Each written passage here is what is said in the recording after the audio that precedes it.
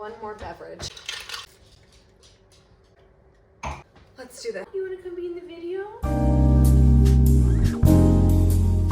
Hi, my name is Sarah. I'm an esthetician of 8 years and I do facials for a living. I also create skincare and lifestyle content on TikTok and Instagram and now YouTube. So I want to dive right into what we're talking about today, which is acne imposters. For someone who struggles with acne and you feel like you've tried absolutely everything available to you and nothing seems to work, what you're dealing with might not actually be acne. So there are skin conditions that I call acne imposters. Essentially, these are skin conditions that look like acne but are very different. We're gonna go over 4 skin conditions that can look like acne but are not. The problem we run into when we treat these acne imposters like acne is that the acne treatment and the acne protocols and the acne products can make the acne imposter a lot worse because, again, it's not acne.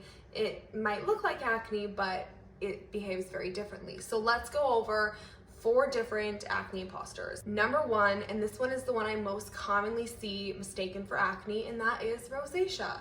A few key common differences between acne and rosacea is rosacea typically is more dry, more irritated. There's usually more visible capillaries, which I'll try and show a picture of so you can get a good idea of what I mean by that. Can be like some pustular activities, like little pimple looking pustules, and that's where things get really confusing because then it really starts to look like acne.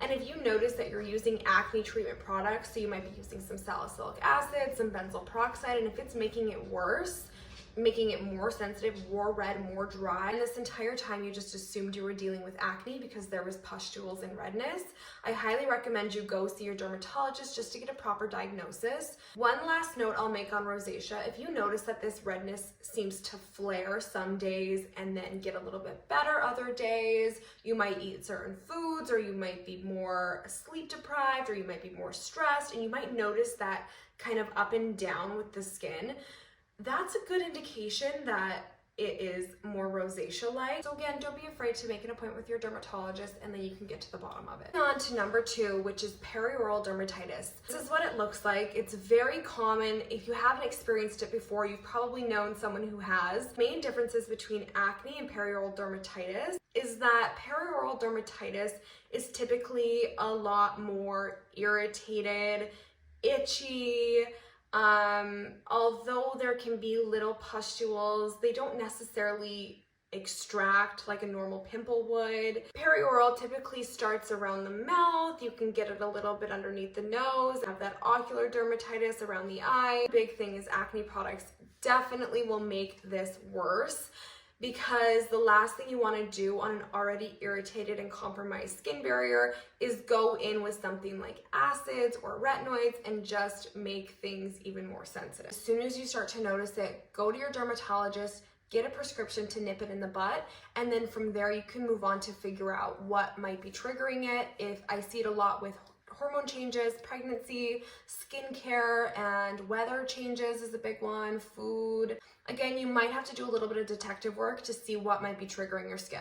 Number 3 is Milia, which you've probably seen or heard of before if you don't experience it yourself. It's super common. Essentially, it's just a buildup of keratin that gets trapped under the skin and forms like a little hard ball. It can look a lot like a typical whitehead, as if you could just go in and extract it. But if you've experienced Milia, you know that it does not extract like typical acne. It's very stubborn. You can squeeze it all day long and nothing will happen.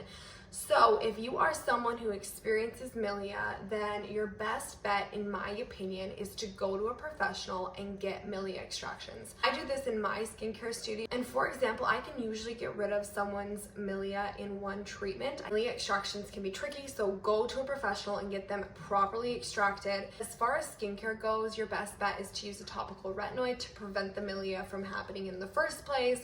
But like I said, it typically happens around the eyes. You do want to be very gentle, just because around the eyes is such a sensitive area and retinoids can be very strong. Also, a note about professional extractions: you will likely have to continue to go for maintenance treatments, because even though I can extract and get rid of the Milia that's currently on the skin, a lot of the times if you're prone to it, you'll see more pop up, so you might need to get maintenance facials every once in a while just to stay on top of it. And then our final and fourth acne imposter skin condition that looks like acne but is not is malassezia folliculitis, or you might know it as fungal acne.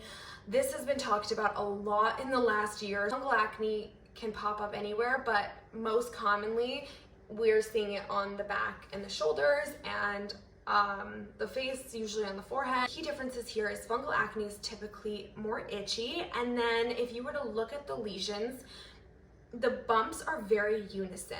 So if you compare that to typical acne where you might have one little blackhead, then one little whitehead, then one pustule, like there can be like a variety of different lesions. With fungal acne, they typically all look the exact same. So it's like, I'll try and show a picture to really show what I mean by that.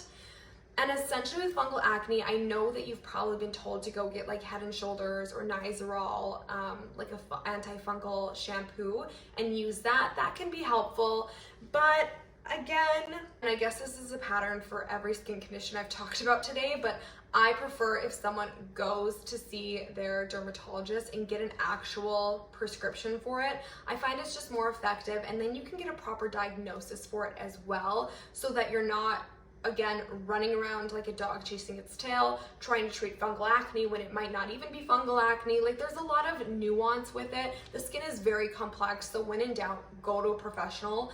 Anyways, those are the 4 skin conditions that I see most oftenly mistaken for acne. Hopefully this was helpful to give you an idea of what might be going on with your skin. This was my first YouTube video I've ever sat down to film, so I'm sorry if things didn't make sense or I didn't say things as eloquently as I would have liked to.